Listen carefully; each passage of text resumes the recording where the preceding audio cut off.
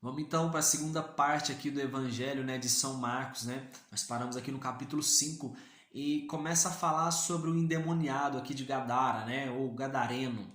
Então, esse homem, né, há muito tempo ele perambulava ali, né, sobre os cemitérios, ele, né, se cortava ali com lascas de pedra, ele tinha uma força, né, que ninguém conseguia dominar ele. Ele perambulava ali à noite, né, gritando e se cortando. Então aquele homem era um problema. Mas acontece que quando Jesus chega ali, é, o demônio, né, que estava naquele homem, já chega e já diz: olha, filho de Deus, por que você quer condenar a gente antes do tempo, né? Então Jesus ele já tinha expulsado o demônio e aí ele começa, né, a perguntar: olha, qual é o teu nome? Então aquele demônio vai dizer assim: ó, meu nome é Legião, porque nós somos muitos. Então, por o demônio ter implorado, né, que não julgasse ele antes da hora, eles olharam, avistaram de longe assim uma manada de porcos, né, aproximadamente ali uns 2.000 porcos. Aí os demônios pediram para que eles fossem lançados dentro, né, daqueles porcos ali. E aí Jesus concede. Então os demônios entram naquela manada de porcos e os porcos descem precipício abaixo, né, e caem dentro de um rio ali, né, se suicidando, vamos dizer assim. Então os fazendeiros que estavam ali perto, né, eles viram tudo e foram relatar o pessoal na cidade. E aí eles foram, o pessoal da cidade chegou então, né, até onde Jesus estava e eles ficaram abismados porque eles viram que aquele homem que há muito tempo estava possuído por um demônio estava em perfeito juízo. Mas eles viram também que houve um prejuízo ali causado, né? Um prejuízo causado para os fazendeiros, porque eles haviam pedido quase 2.000 porcos. Então naquele momento eles começam a rogar dizendo assim: olha, Jesus, vai embora, a gente não quer você aqui. Então nesse momento Jesus ele vai embora. Só que aquele homem que tinha sido o gadareno, que havia sido liberto, ele pede para poder seguir a Jesus. E Jesus diz não. Ele diz não e vai dizer assim: olha, você fique aí e você dê testemunho na sua casa, sabe? Dê testemunho na sua casa. Então, ele obedeceu essa voz que Jesus tinha dado, não seguiu Jesus e ele pregou não só na sua casa, mas como em Decápolis, né, que era um conjunto ali de 10 cidades. Ah, agora, né, o Evangelho de Marcos fala sobre o Jairo, né, o dirigente da sinagoga. Então esse homem ele chega até Jesus, né, em prantos e com muita insistência, dizendo que Jesus vá até a casa dele, porque a sua filha, ela tinha 12 anos, ela estava enferma, né, à beira da morte. E Jesus então ele diz: não, peraí, pode deixar que eu vou. Então eles estão caminhando, indo agora para a casa de Jairo. E aí de repente aparece uma mulher no meio do caminho, uma mulher que há 12 anos também sofria de uma hemorragia, né? O sangue não cessava de sair daquela mulher. Ela já tinha gastado todo o seu dinheiro ali com médicos, mas não melhorava. Então ela pensou consigo mesma: olha, se eu apenas tocar ali no manto de Jesus, eu vou ser curada. Então ela já canalizou isso, e aí quando ela toca no manto de Jesus, Jesus sente que saiu virtude dele e diz: olha, para, alguém me tocou. Os discípulos perguntam: olha, mestre, todo mundo te toca. E ele diz: não, mas de mim saiu o poder, alguém tocou diferente em mim. Então, nesse momento, aquela mulher, ela vendo que ela, né, precisava se apresentar, Jesus identificou que ela tinha tocado nela. E aí ela vai próximo aos pés de Jesus e Jesus vai dizer para ela: olha, a tua fé te salvou, mulher. A tua fé, né, te deixou curada. Então Jesus liberou cura na vida daquela mulher. E aí, nesse momento, vai chegar algumas pessoas, até Jairo, o dirigente da sinagoga, e vai dizer assim: olha, não incomode mais o mestre, porque a tua filha morreu. Então, naquele momento, Jesus vai dizer assim para Jairo: Jairo, olha, eu não estou preocupado com essas notícias, não. Continua crendo. Continue crendo. E aí eles prosseguem, né? E Pedro, Tiago e João estavam acompanhando Jesus.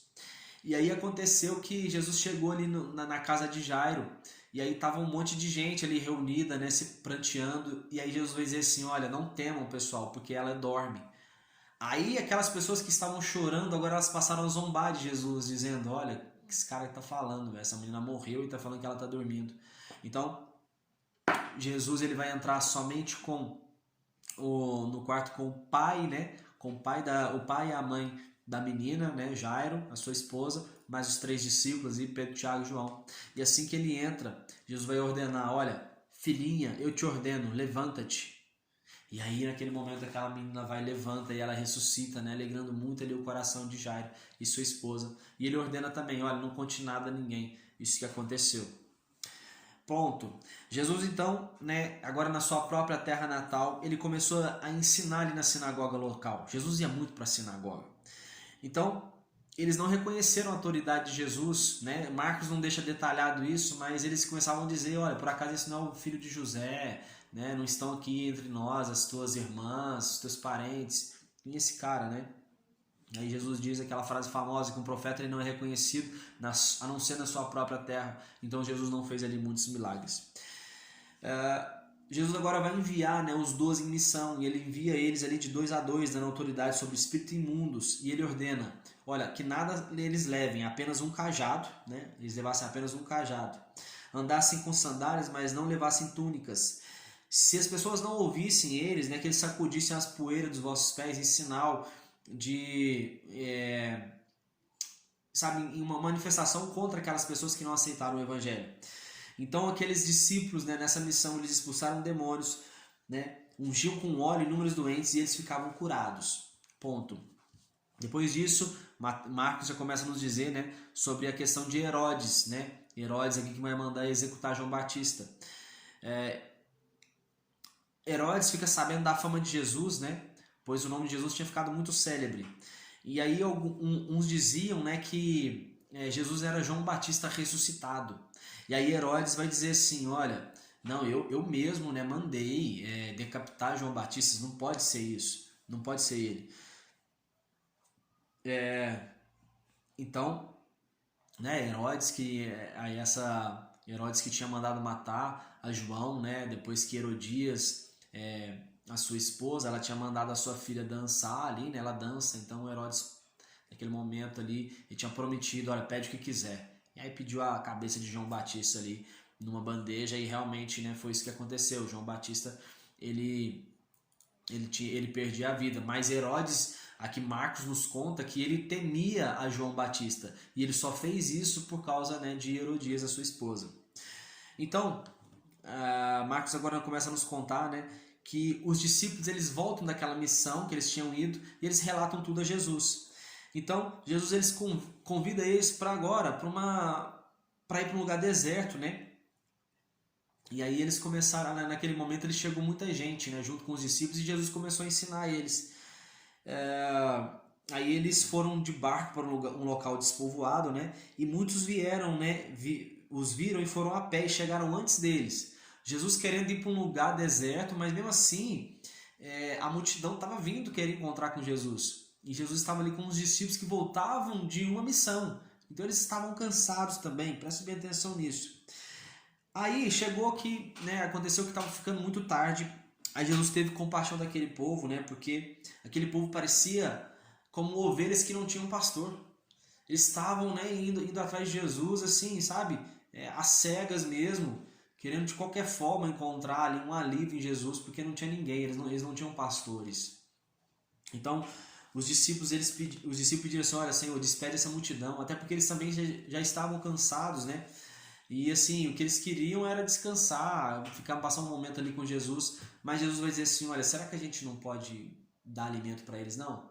Então, ali naquele momento, os discípulos dizem assim, olha, 200 denários não seria suficiente para poder comprar pão para todo mundo, né?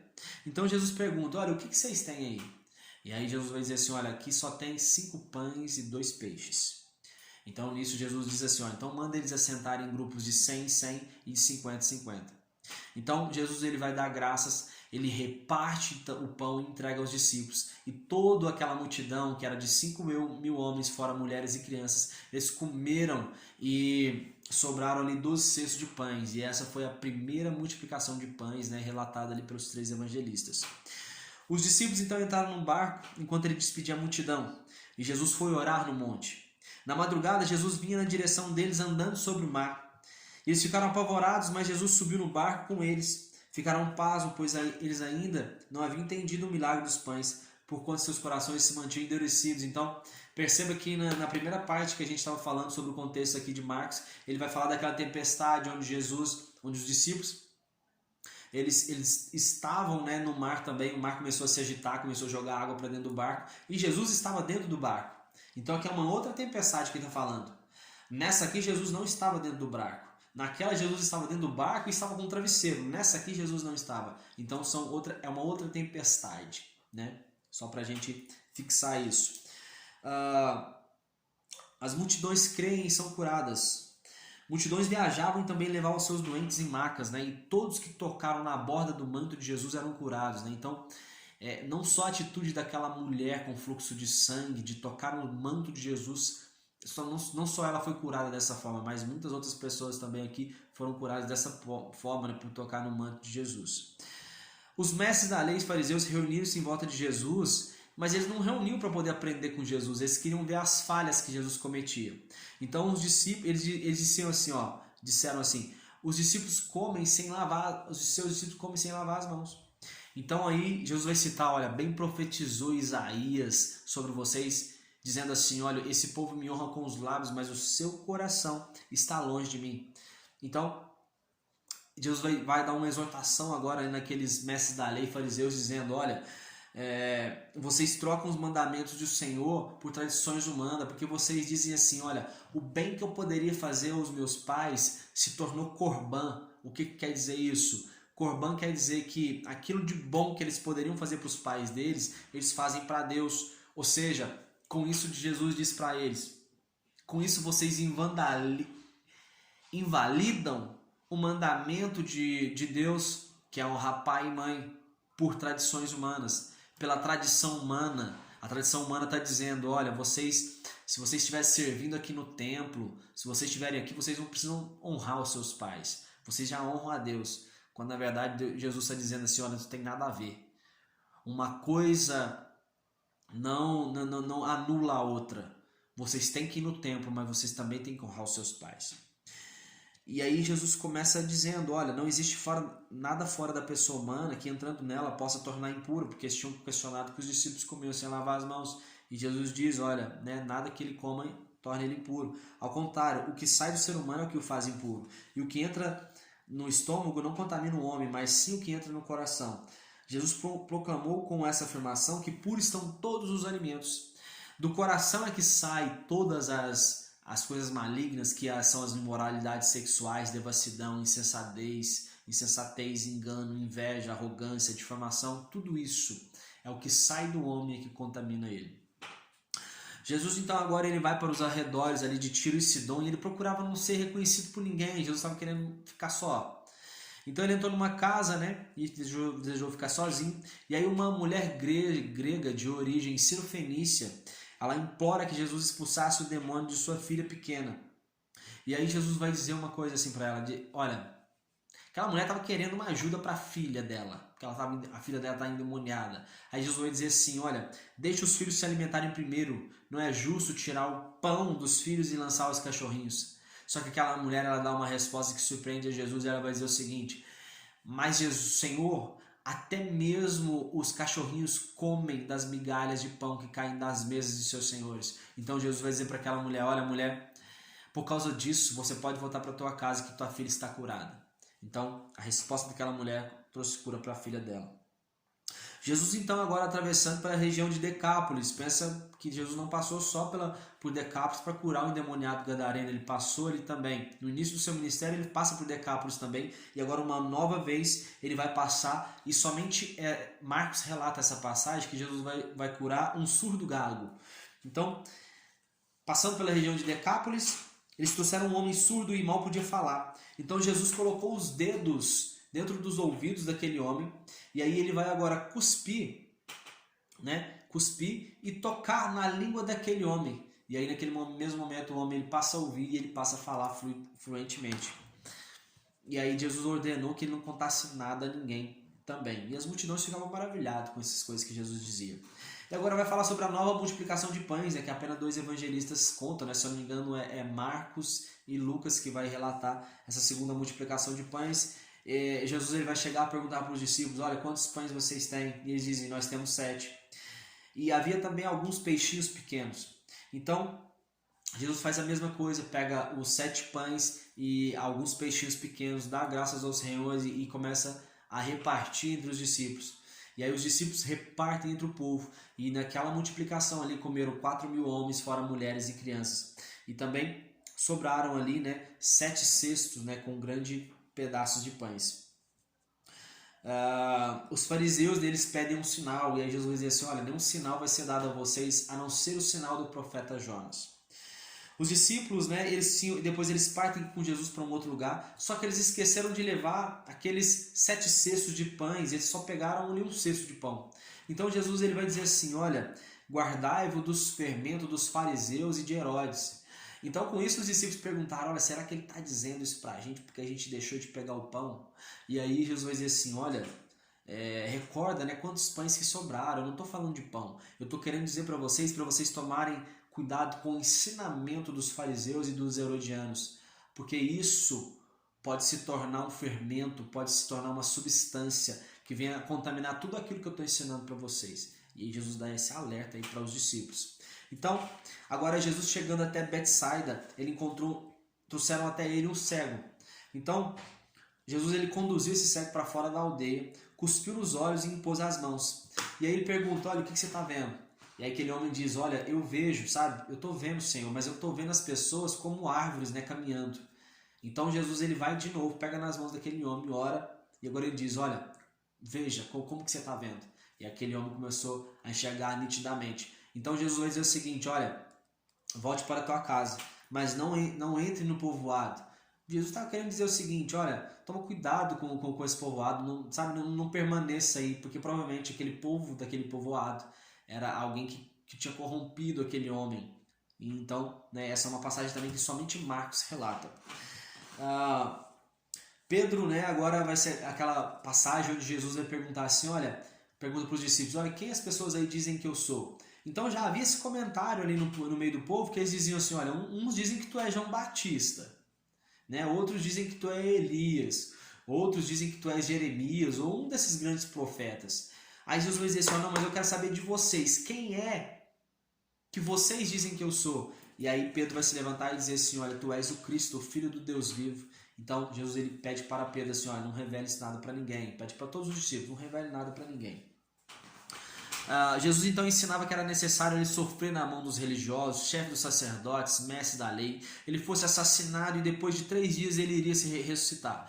Então Pedro vai censurar Jesus dizendo assim, mestre, jamais isso vai acontecer, jamais eu quero deixar isso, eu vou deixar isso acontecer. Aí Jesus chega para Pedro dizendo para ele, olha, para trás de mim, Satanás, tu és para mim pedra de tropeço, pois você não está pensando na obra de Deus e sim nas ambições humanas. Então, depois disso, Jesus começou a ensinar muito mais, dizendo assim, olha, aquele que quer me seguir, ele vai ter que negar a si mesmo. Aquele que quiser encontrar a sua vida, ele vai ter que perder a vida. Quem perde a vida por mim, ele vai encontrar a verdadeira vida. Então, Jesus continua dizendo, olha, não tenham vergonha do Evangelho, porque, né, quem tem vergonha do Evangelho não vai ter honra diante do meu Pai.